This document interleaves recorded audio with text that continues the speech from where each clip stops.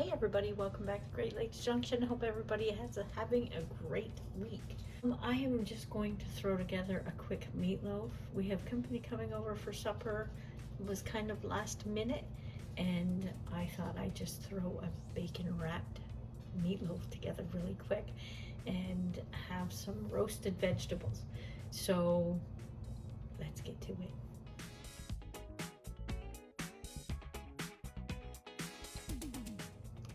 So what I'm going to do first is I've cut up three or four pieces of bread. I've just cut that up into small pieces, and I'm going to add a half a cup of milk, and I'm going to let it sit and soak for a few minutes and absorb all that milk. Just get a fork.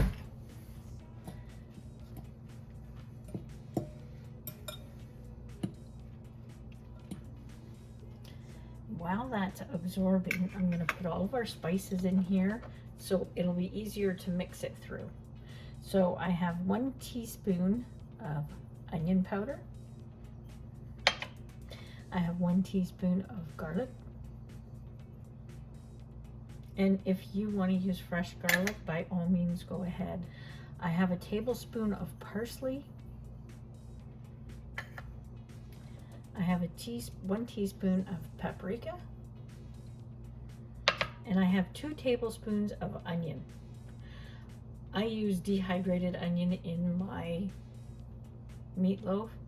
I find fresh onion doesn't quite get cooked down enough for me. I'm not a huge meatloaf fan, so I use the dry, and then I don't have large bits of onion in there that aren't cooked. So if you want to use fresh, go ahead. Okay, so I've got 2 pounds of ground beef, and I'm going to add 2 eggs, and we'll mix it up. If it doesn't seem like it's moist enough, I'll put another egg in there, but I think it should probably be fine.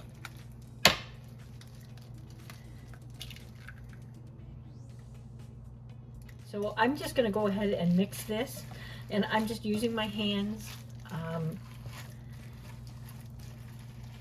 I'll get it all mixed up. Do not over mix it because it can get tough if you over mix it. So we'll be right back. Hopefully this isn't too dark. I just noticed one of my lights were out, burnt out. So we've mixed it up, and not too long. And if you noticed, I did not put salt and pepper in here. If you've been on my channel and around for any length of time, you know I don't cook with a whole lot of salt. So if you want to add it, by all means, go right ahead. So what I'm going to do now is we're just going to transfer it onto our pan. And I'm just going to shape it up a bit.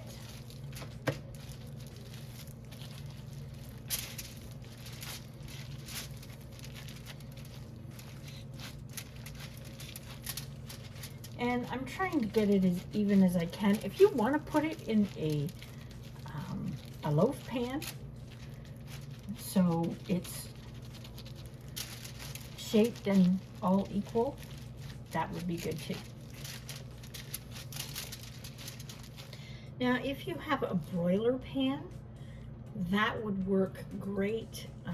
If I have very lean beef here, but if you don't and you want to make meatloaf, you could put it on a broiler pan, and then the grease will be able to drip down. Oh, I've got a package of bacon here. I've cut it in half lengthwise, and I'm just placing some bacon fairly close together, but not overlapping.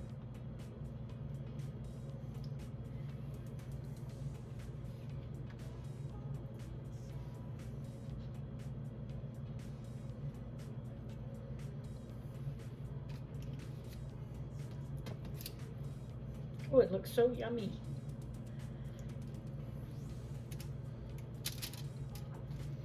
I think I'm gonna put one right on the end there.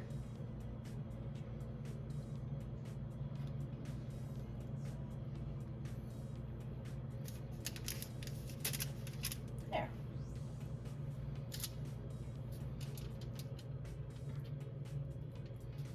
We'll put one on the other end, and then it's all ready for the oven.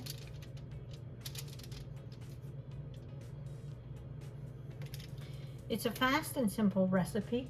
Now, if you like barbecue sauce, you could put barbecue sauce on the top of this, just to brush it on thinly, pop it in the oven, and then about a half an hour, take it out and brush another layer on. We're gonna cook it for about 45 minutes. At the end of the 45 minutes, you can put the third layer of barbecue sauce on and put the broiler on. Be so yummy. So let's get this in the oven. So for all I'm doing for these potatoes is just wedging them, and depending on how big they are, maybe 3/4 of an inch, just so they don't take too long to cook in the oven with the meatloaf. The meatloaf's going to take about 45 minutes or more, so we should be good for the wedges as well.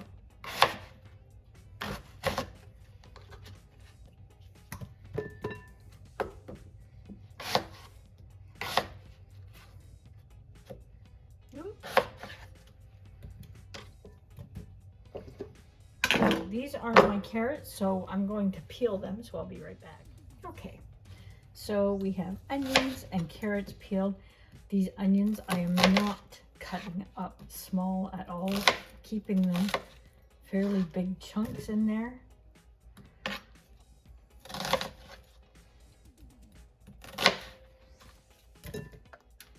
And I'm not putting a ton in. These are fairly small onions, but just enough to flavor it. One more added flavor in there.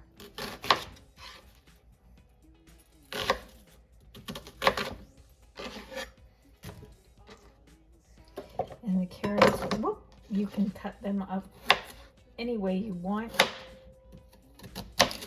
as long as they're about the same size as your potatoes, so everything cooks about the same time. I tend to leave my carrots long. If you want to cut them up more than that, that's fine. Okay, so what I do now is I put about 2 tablespoons of olive oil, or 3, being as I have so many. There's quite a few here. I like to toss it first to make sure the oil is on everything.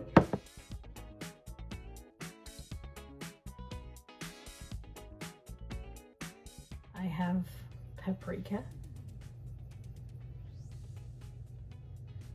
Oh, and there's a teaspoon of that. There's a teaspoon and a half of onion powder. And I know it looks like a lot, just we have a lot of potatoes in there. I have 1 teaspoon of chili powder. A teaspoon of garlic, along with a little bit of pepper.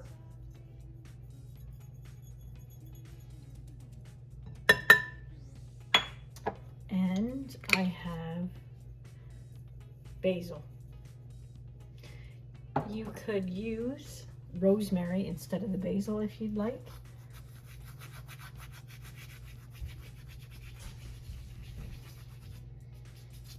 And then just toss this.